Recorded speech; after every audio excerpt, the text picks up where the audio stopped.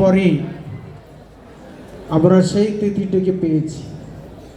প্রভুপাদ 1874 খ্রিস্টাব্দে 6 ফেব্রুয়ারি রোজ শুক্রবার আবির্ভূত হয়েছিলেন 3টার পর পুরী ধামে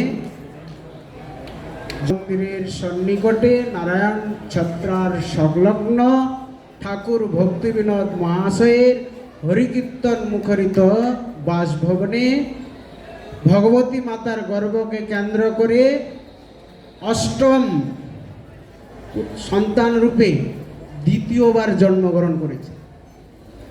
দ্বিতীয়বার কি বলে, প্রভুপাদের হয়তো বা আরো অনেকবার হয়েছে, কিন্তু আমি পেয়েছি এবার নিয়ে 2বার জন্ম হয়েছে প্রভুপাদের। এর আগেও আরেকবার এসেছিলেন উনি জন্মগ্রহণ করে, আর এবারও এসছেন, হয়তো বা এর পরের আরেকবারও আসতে পারেন। কেননা আমরা যেমন ভাগবতে বসুদেব দৈবতী মাতাকে বলছিলেন কৃষ্ণ যে তোমাদের আমাকে আমার মতো সন্তান চেয়েছিলে বলে আমাকে 3বার আসতে হলো। সুতপা কৃষ্ণী হয়ে কৃষ্ণের গর্ভ থেকে একবার, তারপরে কশ্যপ অদিতির গর্ভ হয়ে একবার, তারপর বসুদেব দৈবকীর গর্ভকে কেন্দ্র করে আরেকবার, 3বার আসতে হয়েছে। তো তাই প্রভুপাদের 2বার আমি পেয়েছি। তাহলে 2বার যদি তাহলে আরেকবারও আসবেন, নিশ্চয়ই আসবেন। কেননা উনি বলেছেন এক কথায় যে চৈতন্য মঠের আশ্রিত জনের যদি উদ্ধার করতে আমাকে আবারও আসতে হয় আমি আসব, কথাটা আভাস দিয়েছেন। 2বার কি করে হলো, প্রমাণ কি করে? প্রভুপাদেরা হচ্ছে 8 ভাই আর 5 বোন। তার মধ্যে প্রভুপাদ হচ্ছে অষ্টম পুত্র রূপে এসছেন, মানে 3 দাদা 4 বোনের পরে প্রভুপাদ এসছেন। প্রভুপাদের পরে আরো 1 বোন, আরো 3 ভাই রয়েছে। আমি নামগুলো বলছি, নাহলে পরে ভুলে যাব। প্রভুপাদের প্রথম ভক্তিবিনোদ ঠাকুরের প্রথম সন্তান হচ্ছে অন্নদা প্রসাদ, তারপরের জন হচ্ছে রাধিকা প্রসাদ, তারপরের জন হচ্ছে কমলা প্রসাদ, তারপরে হচ্ছে বিমলা প্রসাদ মানে প্রভুপাদ, তারপরে বরদা প্রসাদ, তারপরে ললিতা প্রসাদ, তারপরের জন হচ্ছেন শৈলদা প্রসাদ। কতজন হলো? হ্যাঁ, 7 জন। ললিত বিরজা প্রসাদ। আচ্ছা, এবার 5 বোন সৌদামিনী, কদম্ব কামিনী, শ্যাম সরোজিনী, হরি প্রমোদিনী আর কৃষ্ণা বিনোদিনী, 5 বোন।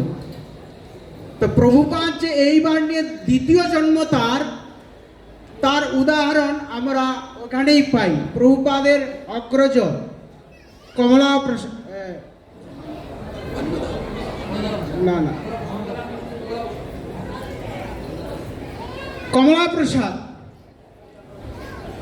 কমলা প্রসাদ যখন খুব অসুস্থ, মানে মৃত্যুর শয্যায় পাঞ্জা লড়ছে,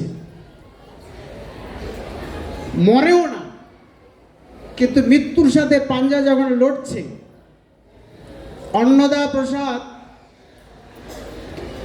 কে বললেন কমলা প্রসাদ যে দাদা আমি এত সহজে মরব না, আমি যতই কষ্ট পাই এত সহজে মরব না। মরব তখনই যখন প্রভুপাদের নাম কি ছিল? বিমলা প্রসাদ। বিমলা প্রসাদ যতক্ষণ পর্যন্ত আমার এই মৃত্যুর শয্যায় যে সাহিত্য আছে এখানে যতক্ষণ পর্যন্ত না আসবে, আমার মাথায় যতক্ষণ পর্যন্ত হাত বুলিয়ে না দেবে, আমার অপরাধ যতক্ষণ পর্যন্ত ক্ষমা না করবে, ততক্ষণ পর্যন্ত আমি মরব না।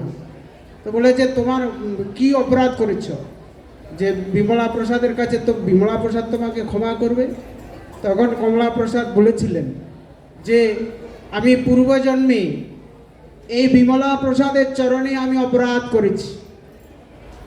কি বলে, আমি পূর্বজন্মে রামানুজ সম্প্রদায়ের বৈষ্ণব ছিলাম, আর বিমলা প্রসাদ গৌরীয় সম্প্রদায়ের বৈষ্ণব ছিলেন, ব্রহ্মমাধ্য সম্প্রদায়ের বৈষ্ণব ছিলেন। আমি চরম অপরাধ করেছিলাম। সেই অপরাধের খণ্ডনের জন্যই আজকে এই ভক্তি বিনোদের পুত্র হয়ে এসেছি। তো তাই ওই যে পূর্বজন্মে বিমলা প্রসাদের চরণে আমি যে অপরাধ করেছি, সে যতক্ষণ পর্যন্ত এই অপরাধ ক্ষমা না করবে ততক্ষণ পর্যন্ত আমার মৃত্যু হবে না।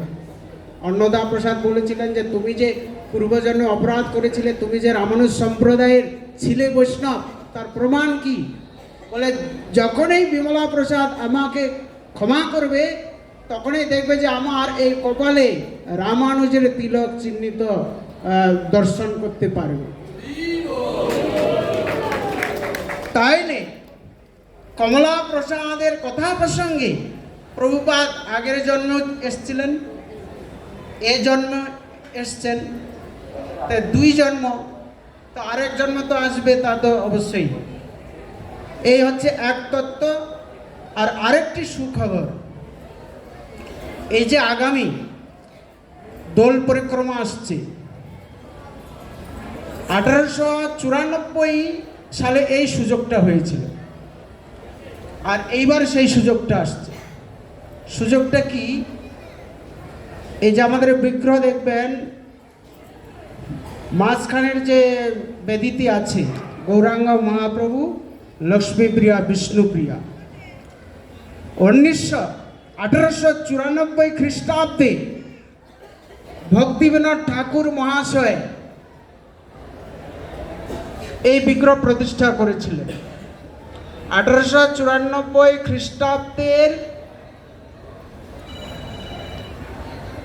21শে মার্চ বুধবার গৌর আবির্ভাব তিথি বাসর, গৌর পূর্ণিমার চন্দ্রগ্রহণের সময়। আর ঠিক এইবার দোলে যে আবির্ভাব আসছে, ঠিক এইবারও চন্দ্রগ্রহণ পাচ্ছে। তাহলে 1894 সাল আর এই 2026 সাল, এতদিন ধরে সেই যোগটা আমরা পাইনি, এবার যেই যোগটা পাব। দ্বারিকেশ বাবু আর নফর বাবু এবং সর্ব বৈষ্ণব এবং সর্বসাধারণের প্রস্তাবে ঠাকুর ভক্তিবিনোদ মহাশয়, সিদ্ধ বাবা চৈতন্য দাস বাবাজি মহারাজ, জগন্নাথ দাস বাবাজি মহারাজ, ভগবান দাস বাবাজি মহারাজের উপস্থিতিতে ঠিক ওই 1894 সালের সন্ধ্যা লগ্নে যখন চন্দ্রগ্রহণ হয়েছিল, সেই চন্দ্রগ্রহণ ওই যে বিগ্রহ গৌরসুন্দর আর লক্ষ্মীপ্রিয়া, বিষ্ণুপ্রিয়া, সেই বিগ্রহ প্রতিষ্ঠা মহা উৎসব করেছিলেন। তো তাই এবার আমরা সেই সংযোগ পাচ্ছি। তো তাই সেই সংযোগেতে আপনারা সকলেই উপস্থিত হবেন, সকলেই আসবেন, এইরকম সুযোগ আর হাতছাড়া করবেন না। তো তাই এই কয়েকটি কথা অবগত করে যদি সুযোগ দেয়, তাহলে সেইখানে প্রভুপাদের হরিকথা বলবার চেষ্টা পাবো, এই আশা ব্যক্ত রেখে সকলকে ধন্যবাদ প্রণাম জানি। বলেছি তো 6 ফেব্রুয়ারি শুক্রবার, সেই দিনও ছিল প্রভুপাদের আবির্ভাব, আর এবারও আমরা 6 ফেব্রুয়ারি শুক্রবার পাচ্ছি। তাহলে সংযোগ না? তো তাই এরকম সুযোগ আর কি পাবো কি জীবনে? পাবো না। তো তাই তারপরে তোলে আবার এই সংযোগ